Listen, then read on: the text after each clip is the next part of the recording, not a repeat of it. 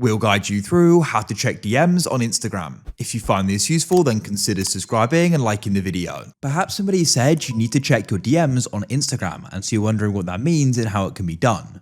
Make sure it's this full video so you know what to do step by step, and at the end you can go and have checked your DMs.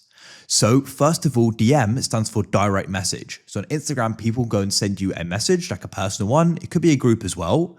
And that could contain a photo, some text, or a video. And perhaps somebody said that because they've gone and sent you something.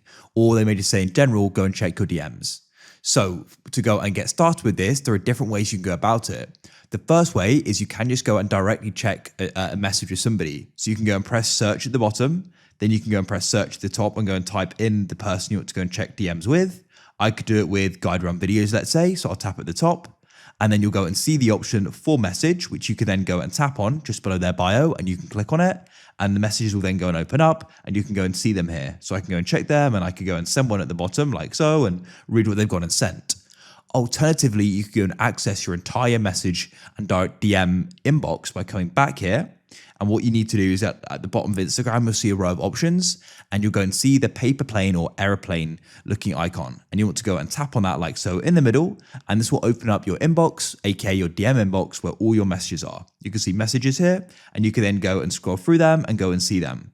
If you've got any unopened ones, they'll be bold and they'll be obvious. And then you can tap on it and you can go and see what the message says and you can go and read it and you can perhaps go and reply if you want to as well. On a professional account, you can have different inboxes, like primary and general, you can switch between. If somebody's messaged you for the first time who you don't follow, it can go and end up in requests. You may need to go and check that as you don't want to go and have missed their message. So you can tap that there, go through them and you can tap on them and accept them if you want to and reply.